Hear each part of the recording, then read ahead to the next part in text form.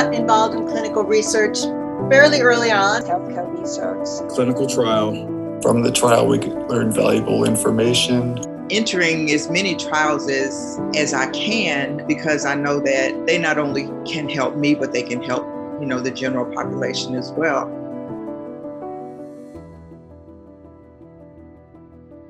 So my name is Alyshia Merchant. I'm from Roanoke, Virginia. I first got involved in clinical research because of my diagnosis with lupus back in 2012. I was suddenly diagnosed with lupus nephritis, which was aggressively attacking my kidneys. All at once, I experienced hair loss, fluid gain, weight gain from lupus attacking my kidneys, skin rashes, and kidney failure. I then went into 6 months of chemotherapy treatment, which was really, really rough, but it did put me on my path to recovery. So I was doing really good and jumped straight into advocacy. And then reality hit in 2016. And I woke up one morning and I had an excruciating headache, which led to vision loss. And back and forth to the hospital, no answers really, other than I had migraines. Shortly after, maybe about 4 weeks after experiencing those symptoms, I had a grand mal seizure.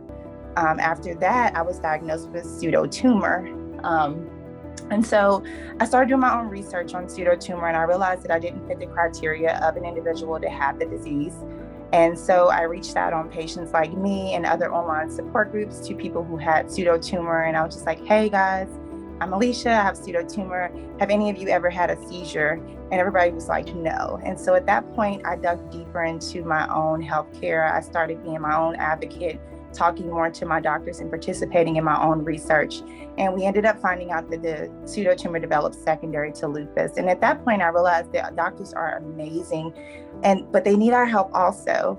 And so from that time forward, I just started really digging into research participation with PatientsLikeMe and the All of Us research program, and I haven't stopped since. So, we all know that lupus mostly affects women, but more importantly to me, it mostly affects people of color, women of color.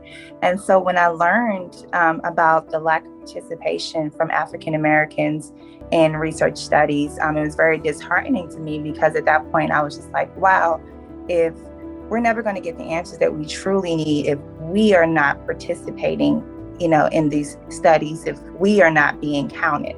And the African American community is untapped in so many ways and for so many reasons. Many of us feel suspicious because of, past experiences, but I truly feel that now is the perfect time for us as a community to be more engaged in our health and wellness, because we should be in the mix of biobanks and genetic studies in ways that we haven't before. I do feel like my voice and my lived experience has been impacted. I feel like it has helped me find my voice in my advocacy and to not be afraid to talk to people of color about the importance of participation.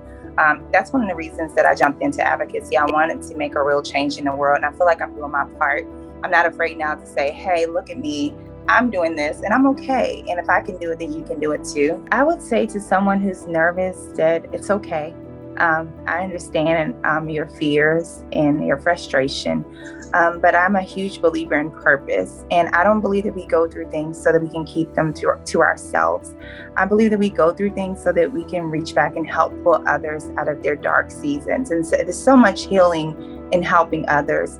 And so my advice would be to do your part. Like I said, it's healing in it. There's beauty in it.